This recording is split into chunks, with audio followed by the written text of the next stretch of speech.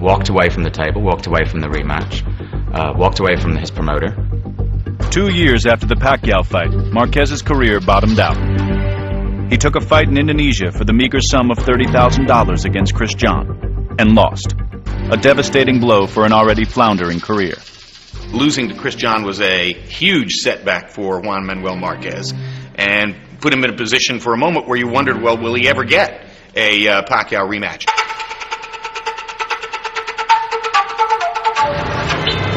In the Southeast Asian islands of the Philippines, there is no bigger star than Manny Pacquiao, who rose from poverty in the rolling hills of Cabaue to become a champion worshipped by millions. But Pacquiao is training for his rematch with Juan Manuel Marquez far from his homeland, 7,000 miles across the Pacific Ocean, in a place perhaps not known for boxers, but surely fit for stars.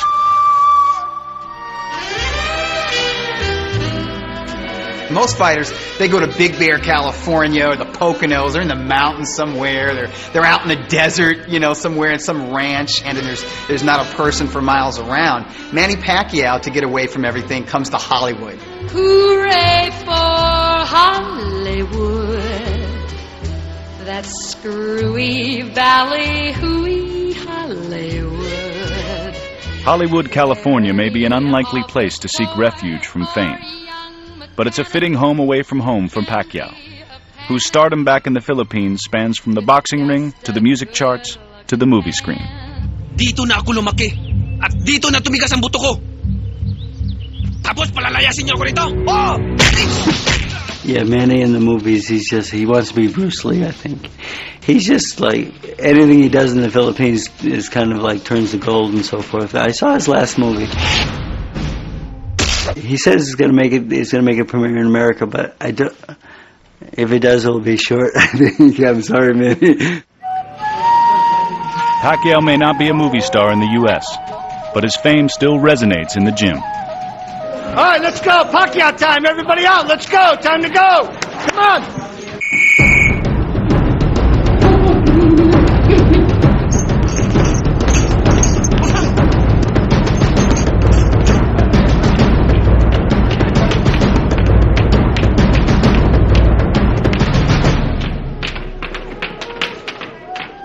And when the training day is done, Pacquiao is embraced by fellow Filipinos wherever he goes.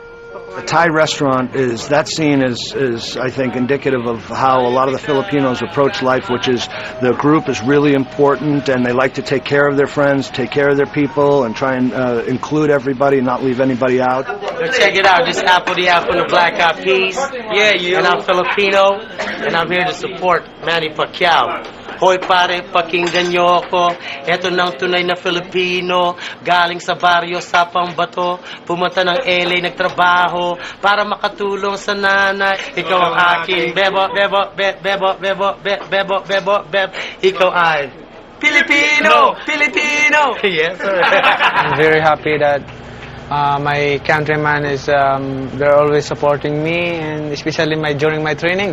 See these guys? Oh, they're all Filipino. He is our national hero and our national treasure. Viva Manny Pacquiao!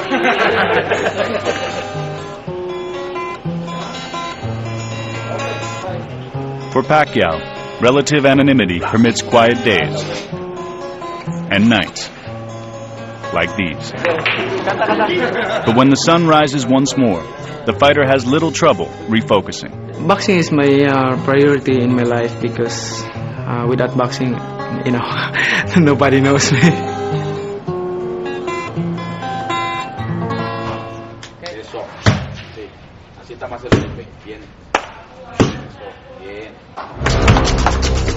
In the yard behind the Romanza gym, Juan Manuel Marquez embarks on his strength program each afternoon. Archaic at first glance, but devised by a trainer with a proven method to his madness. Nacho Beristain is a genius artiste trainer. He has some unusual techniques in the gym. He has his own inner thought process about boxing, sort of the way Customato did when he was training Floyd Patterson and Mike Tyson. Es una persona clave en este deporte para mí, por su experiencia. Para mí es un gran orgullo tenerlo en la esquina, trabajando conmigo. No, hay un afecto por su conducta, porque es siempre muy respetuoso, porque es mi amigo. The connection between fighter and trainer has been strengthened over time and has survived questions regarding Bearstain's guidance outside the ring. There was a huge amount of criticism of Nacho Beristain, the manager, after Marquez walked away from a rematch with Pacquiao, went to Indonesia, fought Chris John, lost his title. There's rarely, if ever, been that same criticism of him as a trainer. I think there's a recognition that the two work very well together indeed in the corner. The relationship dates back decades, when two precocious young punchers, Juan and his brother Rafael, were brought to the gym by their father, a semi-pro fighter himself. Juan Marquez Sr. was in search of someone who could cultivate his son's talent and keep them off the street. Not that sparring could have been expected to be a safe alternative. No fueron sangrientas, pero violentas. Pues a veces Juan hacía chillar a Rafa, pero de coraje, de impotencia, que no podía con él. They always competed in each other. Why? Because Rafael wants to be in the level that Juan Manuel is right now. Years later, Juan Manuel and Rafael have 85 wins between them and have developed into one of the great brother-brother tandems in boxing history.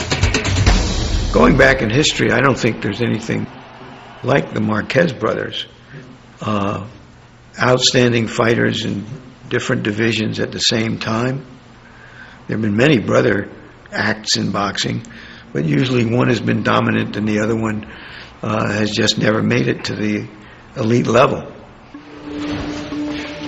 Training together keeps the brothers close. Meanwhile, outside the gym, family remains the focus for Juan, whose own wife and 3 children provide a nightly respite from workouts and a reminder of the rewards of victory on March 15th. Yo creo que no hay el amor más verdadero que te puede dar más que tu familia, tus hijos y pues a mí el oírlos que llego y papá, ¿cómo estás? Y ya llegaste, estás cansado y eso pues, me mantiene todavía de pie y aunque llego cansado y aburrido ya del entrenamiento, pero yo creo que eso es lo que me motiva más a seguir entrenando, a seguir poniéndole más empeño al gimnasio, porque te digo, todo lo que hago lo hago por ellos. Venga. Eso.